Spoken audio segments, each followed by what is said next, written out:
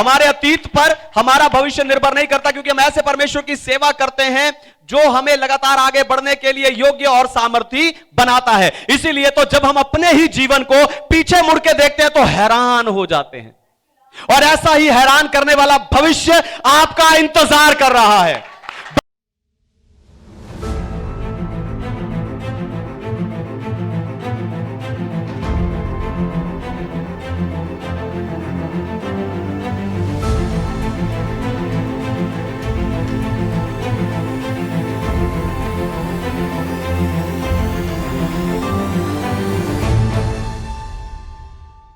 Hallelujah. तो आए आज के वचन में चलें, पवित्र शास्त्र बाइबल से आज का संदेश सुने। आज का संदेश है भविष्य को देखना। आज का संदेश है भविष्य को देखना। तो हम में से कुछ लोगों को देखने में मुश्किल होती है, इसीलिए मैंने और आपने नजर का चश्मा लगाया है। अगर आपकी नजर सही है तो इसका अर्थ यह नहीं है कि आप सही भी देख रहे हो, क्योंकि देखना कई तरह का होता है। कुछ लोग अपनी स्वाभाविक आंखों से देखते हैं, कुछ लोग अपने बुद्धि अपनी समझ की आंखों से देखते हैं, कुछ लोग अपने मन की आंखों से देखते हैं, कुछ लोग अपनी भावनाओं की आंखों से देखते हैं, लेकिन बहुत कम है जो चीजों को परमेश्वर की आंखों से देखते हैं।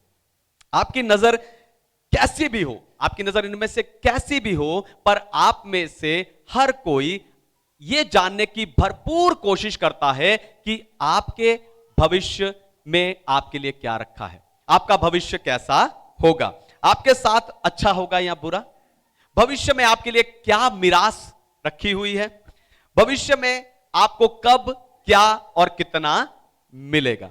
आपको बताऊं, परमेश्वर आपके मन को आपके भविष्य की तस्वीरों से लगातार भरते रहते हैं।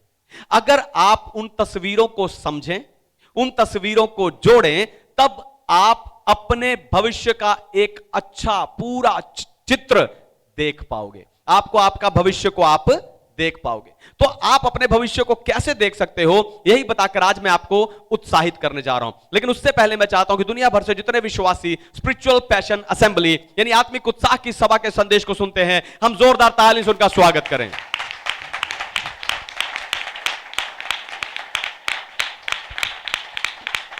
आमेन। भविष्य को देखना, भविष्य को देखने के लिए अतीत से निकलिए। पहली बात, भविष्य को देखने के लिए अतीत से निकलिए। पढ़िए यशाया भविष्यवक्ता की पुस्तक अध्याय 43 वचन 18 और 19। Isaiah chapter 43 verse 18 and 19। अब बीती हुई घटनाओं का स्मरण मत करो, ना प्राचीन काल की बातों पर मन लगाओ। देखो, मैं एक नई बात करता हूं, वह अभी प्रकट होगी, क्या तुम उससे अनजान रहोगे? मैं जंगल में एक मार्ग बनाऊंगा और निर्जल देश में नदियां बहाऊंगा। आमेन। परमेश्वर के नाम की महिमा हो। आपको बताऊं, अतीत में वही लोग जीते हैं जो भविष्य को देख नहीं पाते। हालेलुया। अतीत में वही लोग जीते हैं जो भविष्य को देख नहीं पाते, क्योंकि परमेश्वर का नाम मैं हूं है, मैं था नहीं। हालेलुया। परमेश्वर का नाम मैं हूं है, मैं था नहीं। अगर आप अतीत में जीते रहोगे तो आप कभी भी यह जान नहीं पाओगे कि परमेश्वर भविष्य में क्या करने जा रहे हैं। फिर कुछ लोग हैं वो अतीत से चिपके रहते हैं, अतीत के बारे में बातें करते रहते हैं। वो कहते हैं कि हम तो सिर्फ अतीत की बातें कर रहे हैं, अतीत में जी थोड़ी रहे हैं। पर आपको बताऊं, हम सबके अतीत में कुछ ऐसी यादें जुड़ी हैं जो बहुत अच्छी हैं और जिन्हें हम कभी भूल नहीं सकते। लेकिन साथ ही साथ हम सबके अतीत में कुछ दर्दनाक और कुछ शर्मनाक बातें भी शामिल हैं, और वो ही बातें आपको आपके अतीत से बांधकर रखती हैं। हालेलुया। वो सारी बातें आपको आपके अतीत से बांधकर रखती हैं। इसलिए जो बीते हुए कल की बातें करता रहता है वो आने वाले कल को देख नहीं पाता। हालेलुया। फिर कुछ लोग हैं जो अपने अतीत को दोहराते हैं। वो अपने अतीत को दोहराते हैं, यानी अपनी गलतियों को दोहराते हैं, अपने पुराने कामों को दोहराते हैं। और वो बार बार वहीं आकर खड़े हो जाते हैं जहां से उन्होंने शुरू किया था। यानी अपने अतीत को दोहराने वाला, ध्यान सुनिए, अपने अतीत को दोहराने वाला अपने भविष्य के साइज को बड़ा नहीं कर पाता, वो घूमकर वापस फिर वहीं आकर खड़ा हो जाता है। हालेलुया। अपने अतीत को दोहराने वाला कभी भी अपने भविष्य के साइज को बड़ा नहीं कर पाता। आपने कभी ध्यान दिया है कि बाइबल क्यों कहती है कि बीती बातों पर मन ना लगाओ? पौलुस क्यों कहता है कि मैं पीछे की बातों पर, है ना, मन नहीं लगाता? क्योंकि जो मसीह में है उनके अतीत पर उनका भविष्य निर्धारित नहीं करता। हालेलुया। जो मसीह में है उनके अतीत पर उनका भविष्य निर्धारित नहीं करता। आपका इतिहास पर आपका भविष्य निर्धारित नहीं करता। इसलिए, है ना, क्यों? क्योंकि हम ऐसे परमेश्वर की सेवा करते हैं जो हमें लगातार आगे बढ़ने के लिए, उन्नति पाने के लिए योग्य और सामर्थी बनाता है। Hallelujah, hallelujah, hallelujah. हमारे अतीत पर हमारा भविष्य निर्भर नहीं करता, क्योंकि हम ऐसे परमेश्वर की सेवा करते हैं जो हमें लगातार आगे बढ़ने के लिए योग्य और सामर्थी बनाता है। इसीलिए तो जब हम अपने ही जीवन को पीछे मुड़ के देखते हैं तो हैरान हो जाते हैं, और ऐसा ही हैरान करने वाला भविष्य आपका इंतजार कर रहा है। बस अपने अतीत से निकलिए। हालेलुया। भविष्य को देखना। दूसरी बात, भविष्य देखने के लिए दर्शन यानी निशाने की तरफ देखें। भविष्य देखने के लिए दर्शन यानी निशाने की तरफ देखिए। पढ़िए फिलिपियों की पत्री अध्याय 3 वचन 13 और 14। Philippians chapter 3 verse 13 and 14। हे भाइयों, मेरी भावना यह नहीं कि मैं पकड़ चुका हूँ, परंतु केवल यह एक काम करता हूँ कि जो बातें पीछे रह गई हैं उनको भूलकर आगे की बातों की ओर बढ़ता हुआ निशाने की ओर दौड़ता चला जाता हूँ, ताकि वह इनाम पाऊं जिसके लिए परमेश्वर ने मुझे मसीह यीशु में ऊपर बुलाया है। आमेन। परमेश्वर के नाम की महिमा हो। तो रेस हमेशा आगे को दौड़ी जाती है, पीछे को नहीं। हालेलुया। सब यहां देखिए, रेस हमेशा आगे को दौड़ी जाती है, पीछे को नहीं। अगर कोई खिलाड़ी दौड़ते समय पीछे देखता है तो उसकी स्पीड कम हो जाती है, क्योंकि उसका ध्यान सामने से हट जाता है। यानी निशाने की तरफ दौड़ना या उसे प्राप्त करना ये अपने आप नहीं होगा। ध्यान से सुनिए, निशाने की तरफ दौड़ना या उस निशाने को प्राप्त करना, उस लक्ष्य को प्राप्त करना, यह अपने आप नहीं होगा। आपको खुद आगे देखने का और आगे दौड़ने का फैसला लेना होगा। हालेलुया। अगर आप ध्यान सुनिए, अगर आप बढ़ना चाहते हो, हालेलुया, 2025 में अगर आप बढ़ना चाहते हो, है ना, परेशान करने वाले अतीत से छूटना चाहते हो, अपनी रेस को जीतना चाहते हो, पर आप ऐसा कर नहीं पाते। क्यों? क्योंकि आप अपनी बुलाहट के उच्चतम स्तर पर पहुंच नहीं पा रहे। उल्टा आप अपने अतीत से ही चिपके हुए हो। हालेलुया। आपको बताऊं, सामरी स्त्री जो कुएं पर मिली थी, उसका अतीत व्यभिचार से भरा हुआ था। पौलुस का अतीत कलीसिया को सताने वाला शाऊल था। दाऊद का अतीत हत्यारा और व्यभिचार ही था। अब्राहम का अतीत मूर्ति बनाने वाले का था। लेकिन ये सब लोग अपने अतीत से चिपके नहीं रहे। हालेलुया। ये सब लोग अपने अतीत से चिपके रह सकते थे। हालेलुया। ये अपने अतीत से चिपके रह सकते थे, लेकिन इन्होंने आगे बढ़ने का कदम उठाने का फैसला किया। हालेलुया। ये अतीत से चिपके रह सकते थे, लेकिन इन्होंने आगे बढ़ने के कदम उठाने का फैसला किया है, और इन्होंने ऐसा जीवन जिया है जो आज तक हम पर प्रभाव डालता है। हालेलुया। आपको बताऊं, शब्द यानी विश्राम का दिन होता है। शब्द विश्राम का दिन होता है जो अतीत को दिखाता है। शब्द को मानने वाला पिछले 6 दिन में परमेश्वर के कामों को याद करके उसके लिए धन्यवाद देता है ना। बीते कामों के लिए परमेश्वर को धन्यवाद देना गलत नहीं है, लेकिन हम, हालेलुया, लेकिन हम, मैं और आप, संडे यानी हफ्ते के पहले दिन यानी आने वाले 6 दिनों को देखकर परमेश्वर को आराधना देते हैं जो भविष्य को दिखाता है। आपको बताऊं, जीवन समझा जरूर पीछे से जाता है, लेकिन जिया आगे को जाता है। और जितना आप उस जिंदगी को समझते जाओगे, उतना आप भविष्य को देखते जाओगे। आपका बुरा अतीत, ध्यान सुनिए, आपका बुरा अतीत अच्छे भविष्य में बदल जाएगा जब आप अपनी बुलाहट के उच्चतम स्तर पर आकर अपने उस बुलाहट को, उस निशाने की ओर दौड़ते रहेंगे। हालेलुया। आपको बताऊं, यीशु की बुलाहट को दिखाने के लिए बाइबल दो तरह के जानवरों का उदाहरण लेती है। पहला, मेमना, जो यीशु मसीह को दीन, नम्र और आज्ञाकारी स्वभाव के रूप में दिखाता है, जिसने क्रूस पर हमारे लिए अपना लहू बहा दिया। और दूसरा, शेर। हालेलुया। दूसरा शेर, जो उसके निडर और समस्याओं पर जय पाने के स्वभाव को दिखाता है, जिसमें कब्र भी शामिल थी। Hallelujah, hallelujah. अगर आप वो बनना चाहते हैं जो परमेश्वर आपको बनाना चाहते हैं, अगर आप वो करना चाहते हैं जिसके लिए परमेश्वर ने आपको चुना है, तो आपको भी अपनी जिंदगी में इन दो स्वभाव को धारण करना होगा। आपको पता होना चाहिए कि 2025 में आपको कब मेमना बनना है और कब शेर बनना है। 2025 में जब मुश्किल आपके दरवाजे, मुश्किल समय में जब समस्या आपके दरवाजे को खटखटाए, तो दरवाजा खोलने के लिए मेमने को नहीं भेजना, शेर को भेजना। हालेलुया। उस समय मेमने को नहीं, शेर को भेजना, क्योंकि अगर आप समस्या पर जय नहीं पाओगे, समस्या आप पर जय पाएगी। अगर आप समस्या को नहीं खाओगे, समस्या आपको खा जाएगी। और यह आप पर निर्भर करता है कि 2025 में आप समस्या का सामना कैसे करते हो, मेमने की तरह मैं करके या शेर की तरह दहाड़ कर। Hallelujah, hallelujah.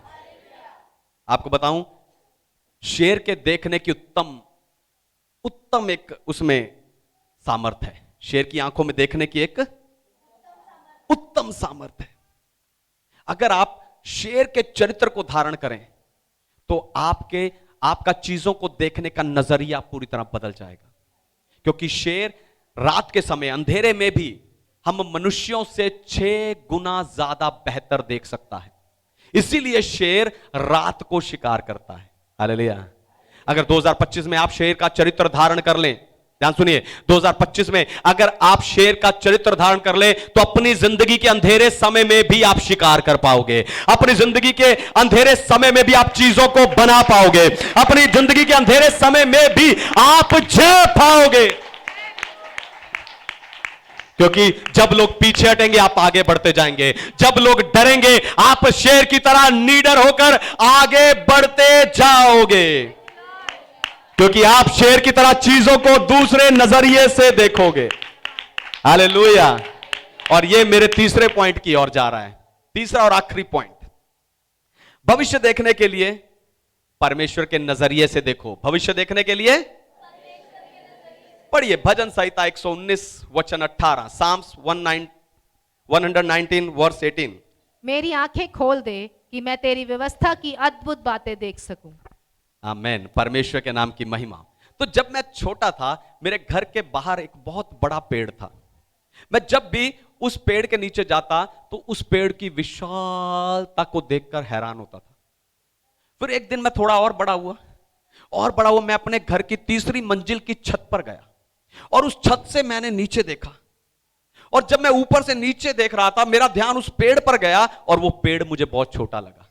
उस दिन मैं समझ गया कि नजरिए का कितना बड़ा फर्क होता है।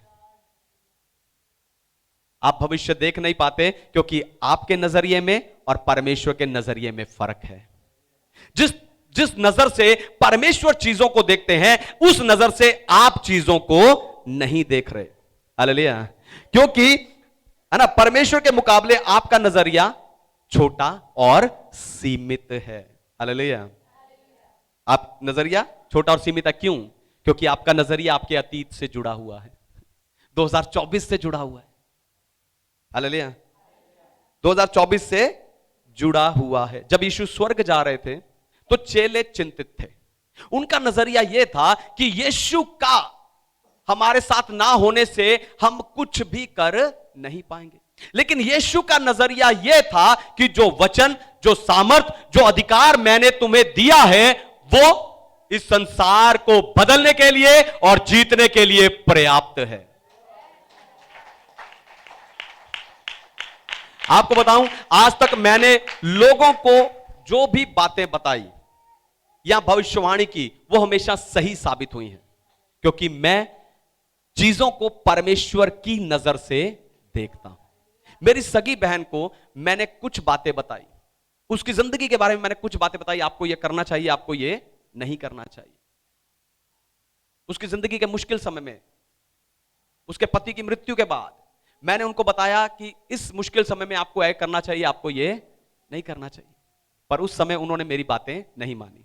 आज 4 साल बाद उसकी बेटी ने मुझे बताया कि मम्मी ऐसा कह रही थी कि समित ने जो जो कहा, सारी बातें बिल्कुल वैसी की वैसी ही हो रही हैं, क्योंकि मैं चीजों को परमेश्वर के नजरिए से देखता हूं। Hallelujah, hallelujah. आपने घर में छोटे बच्चों को दादा दादी का चश्मा लगाकर खेलते हुए देखा होगा, है ना। वो दादा दादी का चश्मा लगाने के बाद वो उनकी तरह बोलने लगते हैं, वो उनकी तरह व्यवहार करने लगते हैं। चीजों को परमेश्वर के नजरिए से देखने के लिए आपको भी परमेश्वर के प्रेम का, परमेश्वर की बुद्धि का और परमेश्वर के वचन के चश्मे का इस्तेमाल करना है। हालेलुया। आपको चीजों को परमेश्वर के चश्मे से देखना है, उसका वचन का चश्मा, उसका प्रेम का चश्मा, उसकी सामर्थ का चश्मा, उसकी बुद्धि के चश्मे से आपको देखना है। जो काम आप करने जा रहे हो इस 2025 में, आप जो भी काम करने के लिए जा रहे हो, आप पहले परमेश्वर के नजरिए से सोचिए कि यह काम मुझे करना चाहिए या नहीं। चलो छोड़ो, इस बात को ऐसे समझो, जो काम आप करने जा रहे हो, सोचो कि वही काम कलीसिया का कोई दूसरा व्यक्ति करने जा रहा है और वो आपके घर, आपके पास आता है सलाह लेने के लिए। वो आपसे आकर पूछता है कि भाई, मैं इस काम को करने के लिए जा रहा हूं, यह काम मुझे करना चाहिए कि नहीं।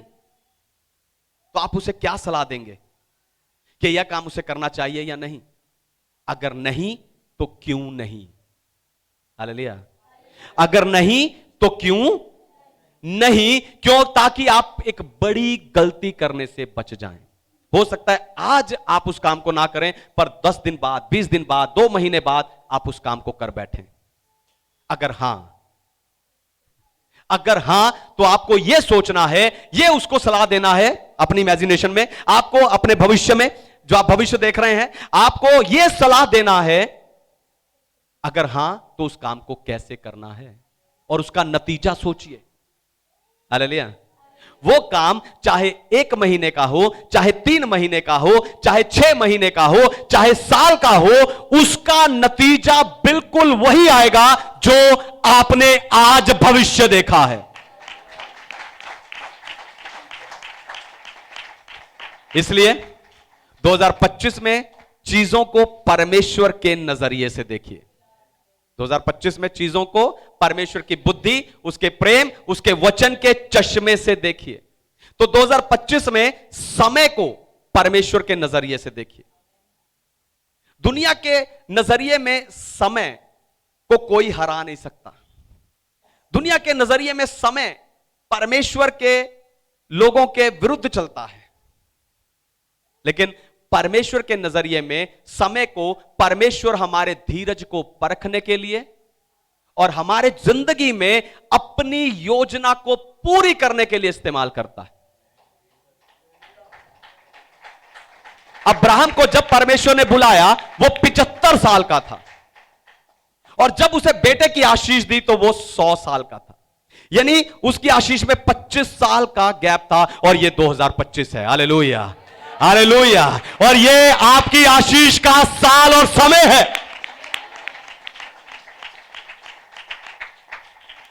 2025 में जीत और हार को परमेश्वर के नजरिए से देखिए। दुनिया जीत को उपलब्धियां, पैसा और संपत्ति के रूप में देखते हैं, लेकिन बाइबल सफलता को नम्र हृदय, सेवक का रवैया और आज्ञा मानने की इच्छा के रूप में दिखाती है। दुनिया के लिए गोलियत एक बड़ी समस्या था, लेकिन दाऊद के लिए वो सिर्फ एक खतना रहित पलिश्ती था और दाऊद जीत गया। हालेलुया। 2025 में रिश्तों को परमेश्वर की नजर से देखिए। दुनिया की नजर में रिश्ते बहुत जरूरी हैं, तो भी दुनिया रिश्तों में संतुलन बनाकर नहीं रखती, रिश्तों को बराबर नहीं रखती। इसीलिए वो दुनिया जो लोग हैं, दुनिया के लोग हैं, वो कई रिश्तों को तोड़ देते हैं। लेकिन बाइबल, परमेश्वर रिश्तों को अहमियत देते हैं, क्योंकि परमेश्वर के अनुसार रिश्ते ही वो जगह है जहां पर आप प्रेम और आनंद का व्यक्त करने का जरिया है। हालेलुया। परमेश्वर की नजर में रिश्ते आनंद और प्रेम को व्यक्त करने का जरिया है। इसीलिए परमेश्वर कभी भी रिश्तों को नहीं तोड़ते। हालेलुया। चाहे कोई कलीसिया से को छोड़कर भी चला जाए, चाहे कोई आपके साथ ना हो, तो भी हम उसके साथ रिश्ते को नहीं तोड़ते। 2025 में दर्द को परमेश्वर की नजरिए से देखिए। 2025 में दर्द को परमेश्वर के नजरिए से देखिए। हम सब जीवन में दर्द का अनुभव करते हैं। हमारे जिंदगियों में, है ना, दुख, परेशानियां, बीमारियां, दर्द, ये सब आना स्वाभाविक है। हो नहीं सकता ठोकरें ना आए। यीशु मसीह ने कहा, लूका 17 अध्याय 1 वचन। तो हम सब के जिंदगियों में दुख, परेशानियां, दर्द आना स्वाभाविक है। तो जब ये दुख और दर्द हमारी जिंदगी में आता है, उस समय हमें यह सोचने पर मजबूर करता है कि क्या सच में परमेश्वर मेरी चिंता करता भी है कि नहीं। लेकिन परमेश्वर के नजरिए में, परमेश्वर के नजरिए से दुख, हमारी जिंदगी का जो दुख है, वो परमेश्वर के पास जाने का निमंत्रण है। हालेलुया। हमारी जिंदगी के दुख को परमेश्वर उसके पास आने के लिए निमंत्रण के रूप में इस्तेमाल करते हैं, क्योंकि हमारी कमजोरी के समय में उसकी ताकत सबसे अधिक स्पष्ट होती है। हालेलुया। 2025 में उद्देश्य को परमेश्वर के नजरिए से देखिए। 2025 में उद्देश्य को, अपनी जिंदगी के उद्देश्य को परमेश्वर के नजरिए से देखिए। तो अपनी जिंदगी के उद्देश्य को, लक्ष्य को, बुलाहट को समझना एक आजीवन सफर की तरह लग सकता है, लेकिन परमेश्वर के नजरिए से देखें तो परमेश्वर शुरुआत से लेकर अंत तक देखता है। हालेलुया। मैंने तुम्हें जगत की उत्पत्ति से पहले चुना, मैंने तुम्हें मां के गर्भ में रचने से पहले चुना। अगर परमेश्वर के नजरिए से देखें तो परमेश्वर उत्पत्ति से लेकर अंत तक देखता है, और उसने आपके उद्देश्य को अपनी सुंदर कहानी में पिरोया हुआ है, उसे अपनी सुंदर कहानी में बुना हुआ है, और वो दिन प्रतिदिन उसका उद्देश्य जो आपकी जिंदगी में है उसे प्रकट करता जाता है। हालेलुया। हालेलुया। दूसरा राजा 6 अध्याय में एलीशा और उसके चेले को अराम की सेना ने घेर लिया, रथों घोड़ों के साथ उनको उन्होंने घेर लिया। उस समय पर एलीशा का चेला उठा, उसने कहा, हाय स्वामी, अब हम क्या करेंगे? एलीशा ने कहा, मत डर, और उसने प्रार्थना किया कि परमेश्वर इसकी आंखें खोल दे। और जैसे ही उसकी आंखें खुली, उसने परमेश्वर के नजरिए से देखा, उनके चारों ओर के पहाड़ अग्नि में घोड़े और रथों से भरे हुए थे। और आज मेरी भी यही प्रार्थना है कि 2025 में भविष्य देखने के लिए आपकी आंखें भी खुल जाएं, खुल जाए यीशु के नाम में। आइए आंखें बंद कीजिए, अपने आप को परमेश्वर के हाथों में समर्पित कीजिए।